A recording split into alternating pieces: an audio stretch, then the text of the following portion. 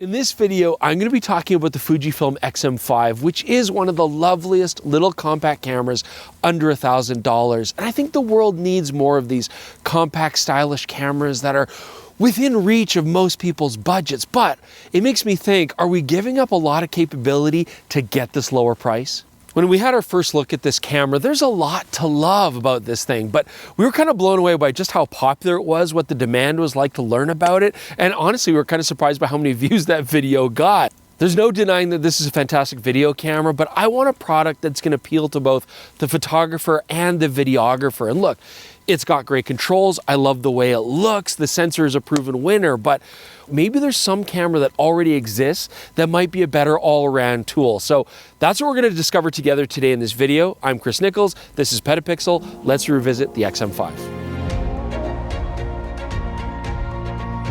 Okay, so if you are looking for more information about the Fujifilm X-M5, a lot of the features and a lot of the specs, you should definitely check out our first look video. We cover a lot of that. But really what we saw from that video was a lot of comments, and a lot of questions, a lot of concerns, and that's really what I address today. So people are concerned about, for example, the lack of IBIS. I want to touch on that. Autofocus performance, that's something we weren't able to really test on a pre-production camera, but I definitely have some thoughts about that now.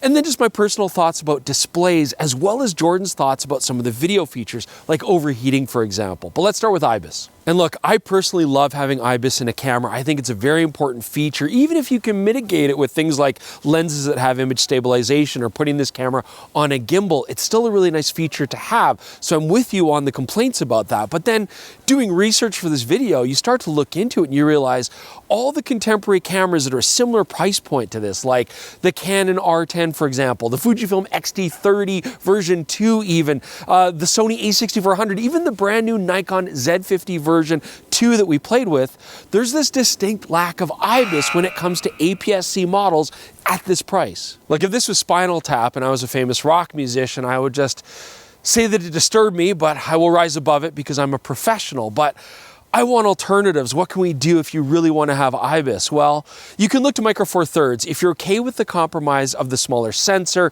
cameras like the OM5 or the M10 Mark IV, they will give you that alternative. Otherwise, you got to pay more money. Move up to something like the Fujifilm X-S20, which is a fantastic camera, or the Canon EOS R7, and you will get it, but you'll pay more for it. Okay, so normally I like to show you the camera while I'm talking, but for this next talk, I'm just gonna keep my hands in my pockets because it's cold and I don't like it, and they're warm right now. And honestly, there's nothing to see because the X-M5 does indeed lack an EVF. You know, when the first XM camera came out, it didn't have an EVF either, and that is pretty typical at this price. And at the time, other cameras didn't really either. I mean, Sony a5100s, you wouldn't get it, for example. You know, I mean, but now in the market, there are a lot of cameras that are a similar price that do give you an EVF. And as a photographer, that's actually a really big factor for me. It might not be for you, but my eyes aren't getting any younger, and I'm starting to play this game where I have to hold these cameras that have LCD panels only further and further away from my face, and it's a boat with a lot of leaks and I don't like it, but some of you are in that exact same boat as me. And frankly, the back panel isn't anything to write home about. I mean, yes, it does fully articulate, but just over 1 million dots, not particularly bright. I like having an EVF, not just because I can't focus with these old eyes, but I like being able to zoom in the EVF, really be able to see if the detail's good, if my focus is on point, you know, if there's any motion blur, and I just find that kind of disconcerting on a back panel. As well, honestly, there's other alternatives that do give us this. The X-T30 is a fantastic camera with a nice EVF. The Canon EOS R10 also has an EVF. And if I'm using longer lenses, I want to shoot wildlife and sports, I really appreciate being able to bring the camera up to my eyes. Look, now my hands are cold again. So again, you'll have to judge whether this is an important factor for you or not, and I get that a lot of cameras that are used more for video work, maybe with an external monitor or on a gimbal, it's maybe not as critical, but I really do like having one. Okay, it's time to talk about autofocus now on the Fujifilm X-M5, because this is something we didn't really get to test with a pre-production camera. Now we can. We're going to be doing a test both for photographic autofocus, and as well, Jordan will be addressing video autofocus, so it's going to get covered. Now, for this comparison, we thought we'd put it up against the Canon EOS R10 because that is one of our favorite cameras as far as autofocus performance goes for an APS-C sensor at the same price. We've got both cameras at 35 roughly millimeter lenses. We're going to be shooting both at f2 to keep the depth of field nice and shallow. And as you can see, it's starting to snow pretty heavily, so it's further going to complicate the issue. The X-M5 definitely has its work cut out for it. Now for this test, we have the return of the famous Jordan running test, which is honestly like the greatest autofocusing test that's ever existed. It brings focusing systems to their knees, and Jordan is going to do this for us. And this is a very big deal because you may or may not know that a few months ago, Jordan really badly hurt his ankle, sprained it terribly. There haven't been running tests since then. Everybody's been very sad. This is going to be the first running test since he hurt his ankle. Hopefully he's recovered. If not, this could be a career ender. We'll see how it goes.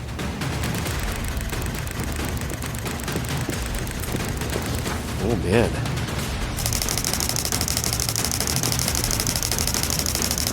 All right, so we're back in the office here. We're gonna take a look at our autofocusing results. Jordan did a great job with his running test. Most importantly, he didn't hurt himself or surprisingly anybody else in the process. That's the best news. But before we get to the results, look how pretty the light is on me right now. I mean, this is what I'm using for podcasting as well in this space. And I'm being lit right now by the Westcott Cobb L120B light. First off, I can dial in the power really nicely. I love that I can also dial in the color, which lets me match in the ambient warm lighting of this room. It's going through a compact little Westcott rapid softbox and just beautiful soft light. It fits right up in the ceiling without taking a lot of space, and the fan is actually really quiet. Now, because this is more stationary setup, I've just got it hooked up to the mains, but I actually did get the kit that comes with Westcott's MV95 mini V-mount battery. It's got a D-tap out to go right into this light, so if I want to take it in the field for portable power, I've got that option too, and it works with all of Westcott's rapid box switch accessories, so I can use lots of different kinds of softboxes and modifiers with it. So really cool. If you guys want to check this out, just look at the link in the description below or go and visit fjwestcott.com and have a look for yourself. And so let's look at our results here. So first off, the Canon EOS R10. This is going to be our control because we know that it does a good job. It detects eyes really well from a distance, detects faces really well. Again, you see our hit rate here is actually really good, even with all of this snow falling. Got a good sequence of Jordan. It's following his eye even as he gets close to the camera. And I'd say there's maybe only one or two that are questionable, but they're still, within range. So it did a really nice job. What about the Fujifilm? Fujifilm's getting a lot of flack right now for their autofocus, and the fact of the matter is, for photography, I think Fujifilm cameras do a perfectly good job. The X-M5 has the latest algorithms. You can see here our hit rate is doing a really good job detecting eyes and faces from a far distance, and it tracked Jordan really nicely. I would say there's a couple shots here which are a little bit out compared to the Canon. It's not quite the same hit rate, but it's actually surprisingly close. Okay, so while I've enjoyed the coziness of my office and I'm going to return here very shortly, Jordan's been waiting outside in the freezing cold to do his video talk, so let's go to him next. Yes, it's me, Jordan, to talk about the video capabilities of the X-M5, which Chris is filming me on right now. And I just want to give you a quick recap. If you're looking at this price range, there is absolutely nothing else out there that is going to give you 10-bit log recording with 6.2K open gate. It's just a hugely compelling feature set. Now, there were some things I definitely wanted to check out once we had a production camera. And obviously the first one is autofocus, because the parts of that review that were shot on the X-M5, you would sometimes find the autofocus wandering off the chosen subject. And a big part of that is the default settings on these cameras don't work well at all. They're designed to be constantly looking for new subjects to follow. It doesn't make a lot of sense. So you really want to change it so it's set to lock on and turn the autofocus responsiveness down quite a bit. There, I find that makes a big difference to the autofocus. But what happens if the camera's moving and your subject's moving, like when you're vlogging? Okay, so now we're shooting, again with autofocus tracking, and we've turned on the digital image stabilization as well. We're using the kit lens, which has optical stabilization. But despite all of that, if you're shooting at normal shutter speeds, you'll still get blurry frames because of camera shake, but also because unexpectedly, even though the focus point is on you, the camera will tend to just drift to the background or foreground somewhat unexpectedly. It's certainly better in this production camera, but it's still going to be an issue. Is there a better place to talk about overheating than a winter wonderland? Yes, it would be at home in my office with a hot cup of tea, but here we are, so let's do this thing. I was a little worried about overheating on this camera because it is such a small body, but honestly, I was incredibly impressed recording the very demanding 6.2K video, open gate at 30 frames per second. I was able to record an hour and 17 minutes before the camera overheated, at which point my battery light was already flashing. So you're getting basically a full battery of record mode in that. The only time I found a real issue is if you jump over to 4K 60.